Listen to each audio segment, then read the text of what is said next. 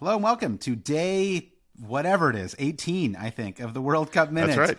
All right, day 18. That's right. We had the 2-day break threw me off for a second there, but we're back, day 18 of the World Cup. Ultimately, maybe the best day. Maybe the best day of the World Cup so far. Just as a neutral, as I suppose I am for all of the remaining matches here, it was incredible. I mean, the first... So, yeah, obviously, just a very quick recap is that Croatia defeated Brazil on pens, and then Argentina defeated the Netherlands on pens. I thought going into those pens, I guess I forgot about Emi Martinez for a minute, because I am wearing my Arsenal scarf in tribute to quasi-Arsenal legend Emi Martinez. Now an Aston Villa proper legend, but he did start at Arsenal. So wearing my Arsenal scarf today, but I forgot for a moment that they have Emi Martinez, and Emi Martinez is stone cold. I mean, nothing you could do about the two goals that they scored. Just that was Wout Weghorst doing stuff that he never did when he was with Burnley and was tasked with. They sold Chris Wood, who is not good, Burnley, and they replaced him with Wout Weghorst, and the idea was that I guess he was a more complete player than Chris Wood, and he couldn't score either, and so that's in my head. He's the big man who couldn't score, and for him to be involved Weghorst is having the last laugh, Josh, as he has now scored in a World Cup quarterfinal. Didn't seem. He wasn't laughing on the pitch, Brandon. I saw a lot of weeping at the end there. He didn't pull up his top to reveal an undershirt that said, "Eat that, Chris Wood." Yeah.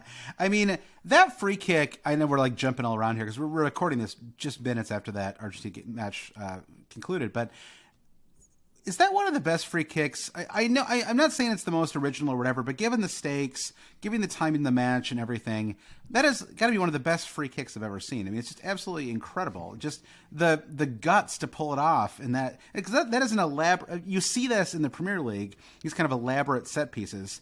They don't really go off very well then, right? And it was kind of executed to perfection. I mean, it was like I don't know how much. Yeah. Everything worked out exactly as it was supposed to, and yeah, it was really impressive. The word best is going to get you in trouble because that's a loaded term, especially in sports talk. I would qualify it as one of the most memorable free kicks given the stage and right. Yeah, it was really fun to watch it play out. And yeah, often it's no Dimitri Payet top bins. I get that. It's a different category. Usually the elaborate, overworked set pieces involve I'm going to roll it to you and you're going to roll it to me, but I'm still firing a shot from 25 yards out. For them to be able to do the setup to get the ball that close to the goal for that shot is, and this was all the talk coming out of U.S. Netherlands was like, oh, Louis van Gaal, he's still got it. What a genius! What a tactical mastermind! And it was so hard for Netherlands to imprint themselves on this match against Argentina because Argentina was really good on balance, probably the better team. But then there were those moments that I think Louis van Gaal had, gets to have another laugh and another moment in the World Cup. I mean, if he can take credit for the set piece formulations, but I think that's what has been a joy of Netherlands under Louis van Gaal is what they lack in the talent department, which is not much. I mean, Dumfries, we can talk about him, but they make up just in their tactical nous. Yeah, their tactical nous, their their technique. So I'm glad that Netherlands gave us that moment. I was getting a little perturbed with Argentina as they kind of got swept away emotionally. They were falling apart. Like extra time came at just the right time, honestly. If that match had gone into, I mean, that free kick was in the 11th minute of 10 minutes of extra time. It was absolutely, I don't know where, I mean, we've talked about this all tournament. They're finding every second is being accounted for, but even, and which I generally am a fan of, I don't know how you got to 10 minutes of extra time in the second half of that match. I mean, there was the pen review, but that wasn't like I don't know. Anyway, but it was, so it was very late in that match, and it felt like if that match had gone for another 5 minutes, Netherlands might have won like 4-2. Like the wheels were totally off for Argentina, and they kind of reset after that. It was an interesting contrast to Brazil-Croatia, where Brazil kind of lost their match because they just decided they were too cool to win that match. So they didn't. They weren't exerting themselves. There was apparently nothing at stake for them. I mean, certainly you could see there was a lot at stake, but the tears started flowing after the pen shootout. But if they had an ounce of Argentina's fire in the second half against Croatia, I think Brazil wins that match somewhat handily. And it's such a brilliant Neymar goal too. It was really beautiful. Yeah. Like that's a goal that should win a match. And I mean, we've been singing Croatia's praises all tournament and how absolutely tough they are, and they're just too tough, right? I've said it. Yeah, give me one word to describe this Croatian team, Josh. Tough. I've said it probably 30 times in this podcast, but what else can you say? Right? Yeah. They keep hanging around, and they're very hard to kill off. And would you say they are like a rock or built Ford tough? I would love to see Luka Modric doing a pickup truck commercials in Middle America. References, can we throw into 1 minute of this episode? I mean, once it went to pens, you knew it was over, though, right? And then when Brazil's pen was saved, the first pen, I can't actually remember who was it. Casa? Well, it doesn't Rodrigo matter. took the first one. Was Rodrigo? Yeah. Yeah. So when that was many saved, people might remember from the Champions League semifinal against Manchester City, who came on as a sub for Real Madrid and killed that match for City. I think so. I got some people I was debating with some people about whether the goal all along was for Croatia to get to extra time or get to penalties ultimately, and I think it's just hard. It's hard to pull off unless you're good enough, right? Like it's easy to say, oh yeah, every time a team is overmatched, they should just tighten things up, play 11 behind the ball, and then get to pens where it's more of a 50-50 proposition. Easy to say, very hard to execute, right? And they have to really trust themselves to hold the line and do it. And they held the line for 107 minutes, whatever it was, until when did Neymar score? Neymar scored in the 105th minute of extra time. So they held the line for 105 minutes. Brazil were. I mean, I don't think every shot on target was bad. It wasn't like they were just peppering the goal with softies. Like I think there were at least a few legitimate, good chances that were saved before that goal was scored. But then they do it, and then like you said, they honestly needed more shithousing. For lack of as in the parlance of our sport, Brandon. They just needed to. They needed to fall over more. They needed to do the cliched, slightly racist thing that people accuse South Americans of doing, and they needed to fall over more. They needed to dribble into the corner. They needed to just see this thing out, and they kind of didn't. And it ended up becoming like a tortoise and the hare situation, sort of, where they just sort of they had it, and then they just kind of. They just let it slip. What else can you say? It was like a Gerrard in Liverpool. This will not slip. Well, it was very tough. Yeah, I like what you said about the shot selection by Brazil because Livakovic, the celebrated Croatian goalkeeper, his performance was amazing. It did remind me of Tim Howard against Belgium in 2014, where Howard had 16 saves. You go back and look at every save, you're kind of like, wow, they're all kind of like shot right at the guy. He had to be in those positions, but Brazil just lacked that little extra bit of magic that caused so many people to pick them as tournament favorites, and they just Brazil around the 115th minute of extra time decided they were going to start trying to kill the game and dribble it into the corner. I'm like, it feels a little too early for that. And B, they went for the corner and immediately lost the ball. It's that's interesting. And so maybe they actually just constitutionally weren't a team that was capable of playing that way. I mean, do you think? Okay, it's easy. A team wins, a team loses. These are these things are not preordained, and sometimes when a team that's better, if you can call them better, whatever better even means, right? They have more talent. Mm-hmm. When a team that has more talent loses, it's easy to be like, oh well, actually, all along they had these fatal flaws. They had these things that were inevitably going to drag them down. But watching this match, I did kind of feel like Brazil. I mean, I know they have Neymar obviously, and they're so loaded. They have so many great players, but it's like they kind of. And they have it's like it feels like there's some kind of connective tissue between the defense and the attack that wasn't quite there. I don't know. I just like they needed like a Kevin De Bruyne type, somebody who's just sitting back a little bit deeper, creating chances. I mean, when Antony came on, it felt like he made a little bit of a difference. But Rafinha out wide, I think, has generally been like not to a World Cup winning standard in this World Cup. So I feel like it's the wide players. And also, hey Quinn, did you enjoy the World Cup today? How is it? Uncle B said, "Did you enjoy the World Cup today?" Oh, sorry. We have a special guest. I bet this sounds great on a podcast. Yeah, but I'm here with my 6-year-old. All right, Quinny, say goodbye. We have to goodbye to Uncle B. Bye, Quinn. Yeah, you are. I love that sweatshirt. I love this.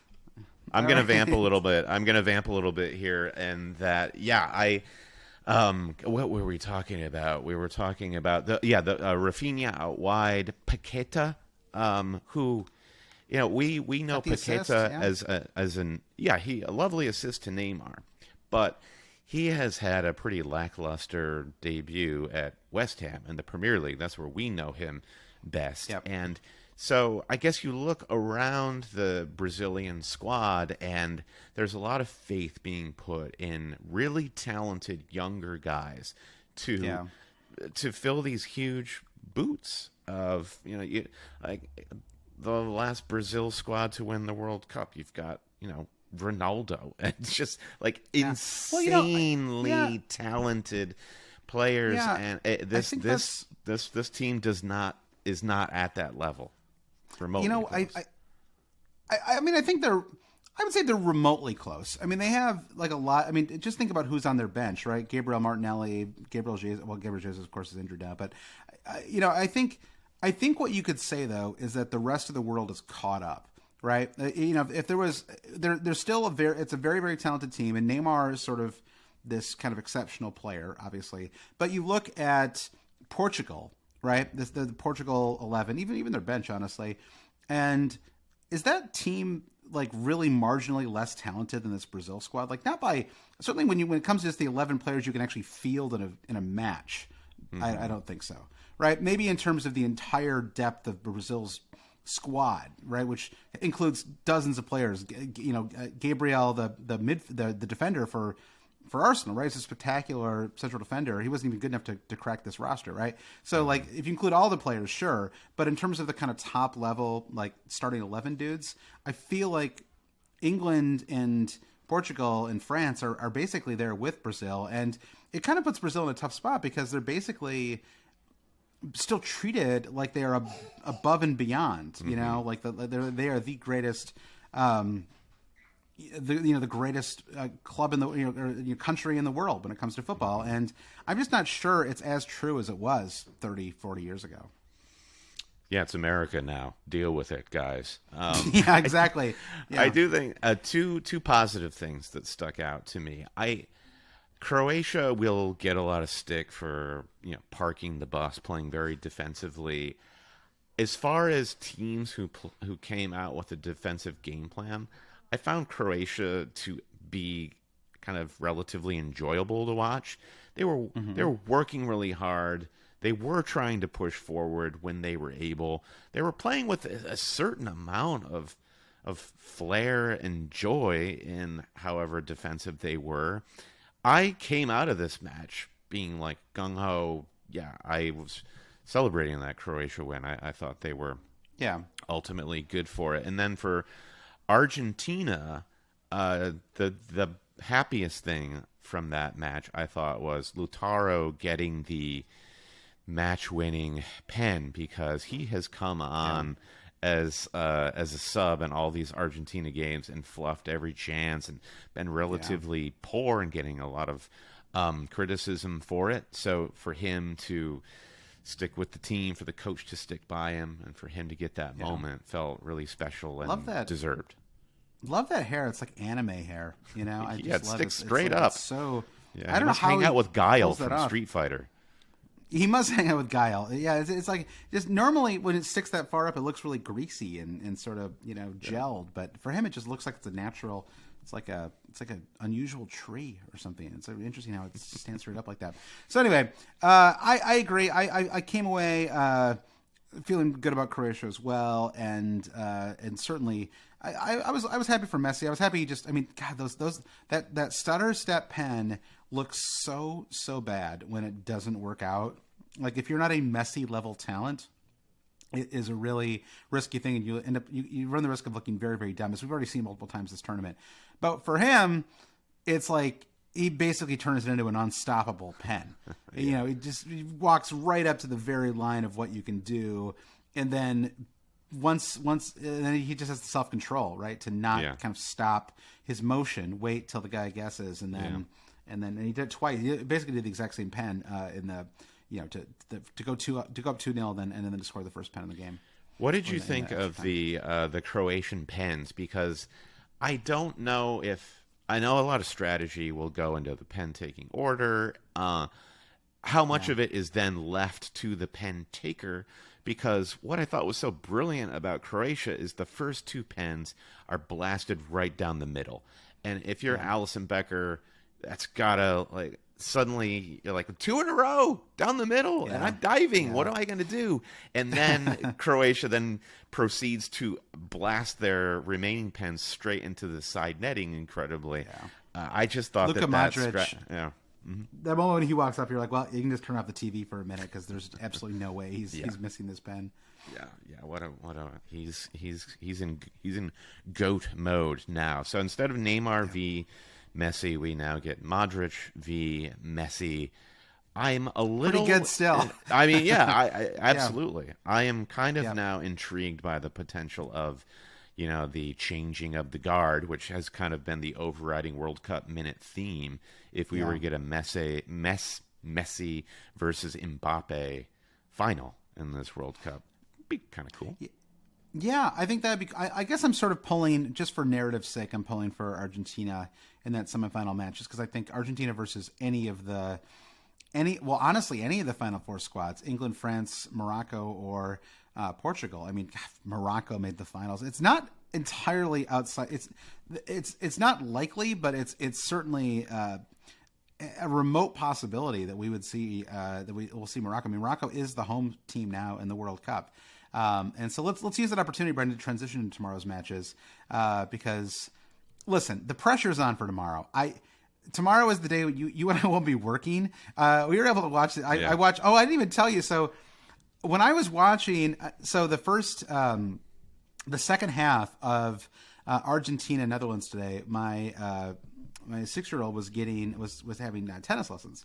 And it's at the Y, the YMCA here in Brooklyn, and and I'm sitting in the corner. I brought my laptop with me, so I'm just straight up watching the game on my laptop while Gun's doing these lessons. Great dad. Well, everyone else does. I mean, at least I actually watch them play. Most people just sit there, drop them off, and then go to the coffee shop. Most people literally just look at their phones the entire okay. time. I am actually, I'm the exception because I'm constantly yelling at Quinn to do. I'm actually the opposite kind of dad where I'm like, pay attention to the coach, stuff. Yep. Anyway, so I'm watching the match and I'm literally, I'm an adult dad, and when that Wout Weghorst second goal went in, the free kick goal, I fell over onto my back. I was sitting down, so I didn't go from standing to down, but I flat on my back. Oh my! People must have thought I had a heart attack or something. I could not believe that happened. Did you start doing stunned. the Mikel Antonio Three Stooges celebration where you start spinning around? Woo. No, it was crazy. I just kept saying no. It was just so shocking. It was such an incredible moment. Yeah, I was chatting with a coworker over Teams, and rest in peace my inbox on Friday because, oh my God, rest in peace American economy.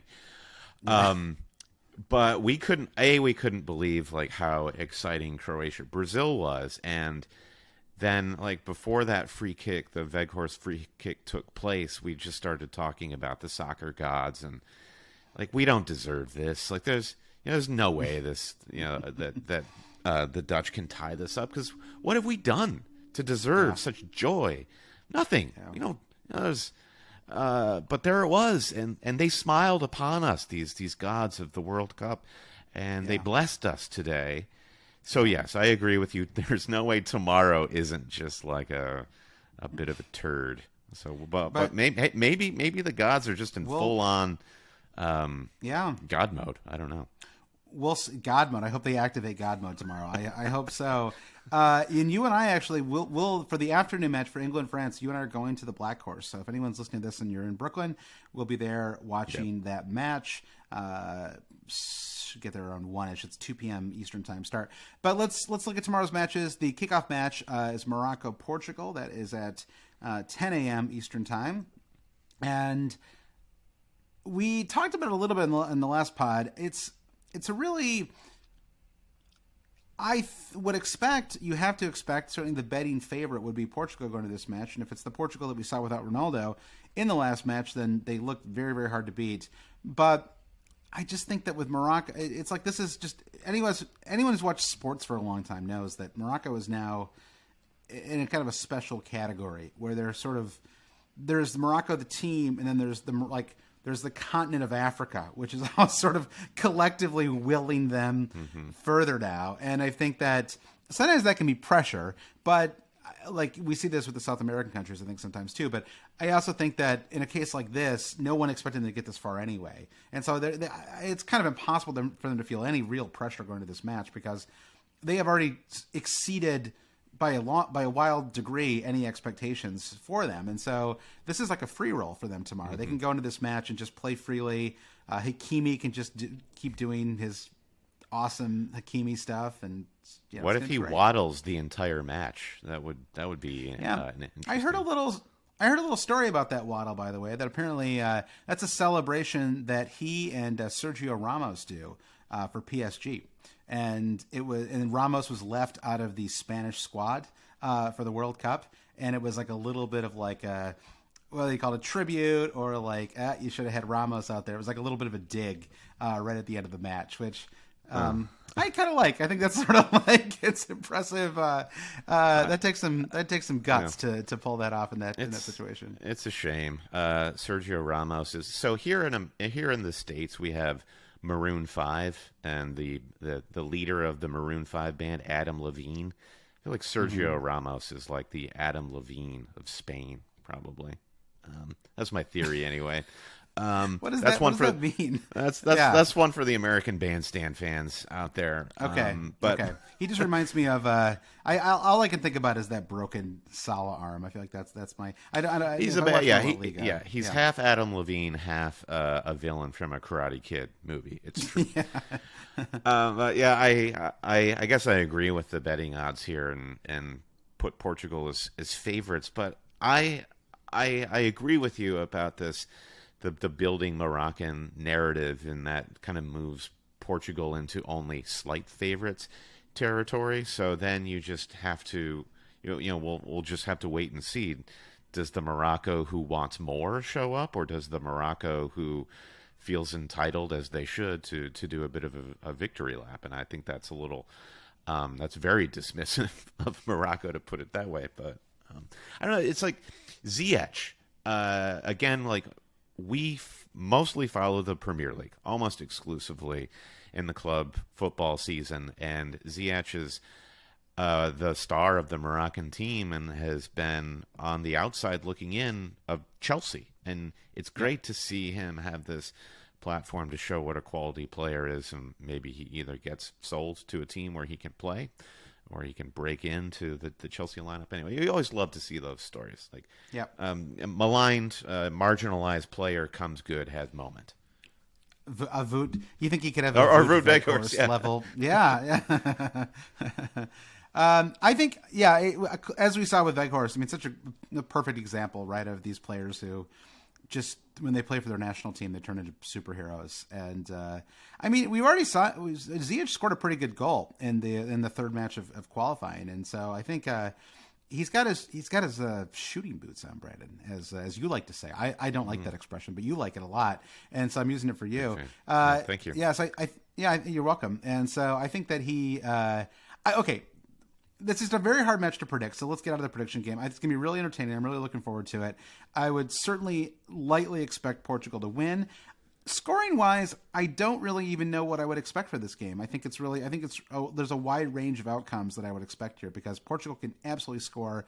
Morocco's defense has been exceptional. They've been exceptionally organized in this match. My boy, Romain Saiss. Normally they're your boys, Brendan, but in this case, I love my boy, Romain Saiss. Romain Saiss, a ex-Wolves legend. Has a little knack for goals too. So they've been very tight, and so I guess I would, if I just kind of, I feel like putting myself on the Let's record. do it. I don't really Yeah. know why. What's the prediction? But I'll say 2-0 Portugal. That's my prediction for this match. Yeah, I will respect the Moroccan defense, and I'll put my money where your words are and say it's a 1-0 Portugal victory. 1-0 Portugal. Okay, yeah. A fairly tight match. Yeah. I think that maybe in the second half, maybe Portugal score early and then score second when Morocco's pressing for an equalizer. I think that's what we saw today. It's really all down to how early can one of these teams scores, and the farther it goes into the match, the tighter the game gets, and the lower scoring it'll be. So I was glad Argentina scored fairly early in this match. It meant the second half wasn't going to be a slog, right? Both teams were going to have to go for it. And then tomorrow, England, France. Again, I'll just open with the betting odds here in case anyone's curious. But basically, France is roughly, the way it works out is they're roughly favored 55-45, right? So if you play this match 10 times, basically a toss up who comes out ahead, and France would be like slightly favored, and so. Again, basically a toss-up. France is the World Cup winner, and they have the best player on the pitch in Kylian Mbappe. Jude Bellingham may compete for that spot in a couple of years' time. I mean, he's playing absolutely incredibly right now. But certainly Mbappe, it's been kind of his tournament so far. He's been spectacular. I mean, he hasn't been so many people have the claim for it being their tournament. I guess I can't even call it that, but he's certainly been excellent. There has been talk that France hasn't been quite as tested as some of the other teams, and so I think they've looked a little better than England so far this tournament. But there are just moments with England where it just feels like they have a lot of. I just feel like they know how to play and win together. I mean, it's just sort of the narrative has really been rewritten over the last 4 years, right? This is an England team that a very similar version of this England team made the World Cup semifinals 4 years ago. Very similar team. A very similar team made the European Championship finals last year, and that team probably should have won, honestly, the Euros. They were, they should have ultimately won that match, before it got to pens. So they know how to play. They've gone through the heartbreak of losing, right? They've been, iron sharpens iron or whatever, Brandon. Whatever. I just love my cliches tonight. But I think diamonds. Pressure makes diamonds. Exactly. This team knows what heartbreak is. They know. They've learned. They have presumably learned. It's like the Detroit Pistons, Brandon. You fight those Boston Celtics off in the 80s, right? It takes forever. Those Larry Bird Celtics. You make it to your first NBA Finals in 1987. You lose in 7 games to the LA Lakers. Heartbreak. It's just like losing in pens to Italy last year. Finally, 89, you break through. You play the Celtics, they did play the Celtics in the playoff run, but they beat the Lakers in the NBA Finals, win their first championship, go back, win another one the year after that, Brandon. So, I think England 5-0 over. No, I'm just kidding. I do think I actually think that England's going to win this match. I don't know why. I just had this feeling that England's going to pull this one out. I guess it's just really on the strength of that Declan Rice, Jude Bellingham midfield. I just don't see them getting kind of run over. Especially, I'm sure that Southgate's going to play a little tighter tomorrow as well. And I think maybe we get like a Kane pen or something like that. And I think there's goals though. I think this is like a. I think England. I mean, again, I'm just having fun with these predictions, but I think England could maybe win like 2-1 or something like that. I think maybe 3-2. I'll string out your NBA timeline and say after the Pistons go back-to-back champions, guess who comes along? Michael Jordan and the Chicago Bulls, and they go on to win how many in a Right. row? So I would posit that if England are the Pistons, that Mbappe is Jordan and they're the Chicago Bulls, and we're already at the twilight of this. Who was the Chuck Daly? Was he the coach of that Pistons team? Yeah, Southgate was, is like in the twilight of the Chuck Daly era. So I think it's 2-1 to France. I agree there will be goals. I think if Southgate tightens up, it's to the detriment, because I think the only weak point we've seen with this England team is their central defense, or their defense as a whole, and they will be exposed if they're asked to hold the line for 90 minutes against this world-class attacking talent that France has. So I think if England can open up the game and hold a lot of the ball, that is far better for them. There's just no reason, I think, for them to play. I mean, they have Phil Foden, Harry Kane, whoever they're playing up there, right? Saka, depends on who they start up front. They just have a ton of. They don't have anyone of Mbappe's level, but they have a ton of talent as well, right? This is not going to be like Brazil, Croatia today, right? There's no there's no Kramaric up there, right? They have world class attackers, and I agree. I don't think they should be kind of shunted off in order to play a more defensive style. And so, I mean, that to me is what makes this match exciting, which means it's going to be 0-0 and end 0-0 in pens. But it feels like this is a match that both teams can go for it. They can both try to win, and that is exactly what you want going into a match. Although, honestly, today you had kind of two what you thought would be slightly more one-sided matches, and they're terrific. So I'm good no matter what happens tomorrow. It's going to be dramatic. It's the World Cup quarterfinals. It's going to be great. We've already won, Josh. Yes, we've already won. Exactly. So thanks, everyone, for listening. We'll be back tomorrow. Bye. Bye.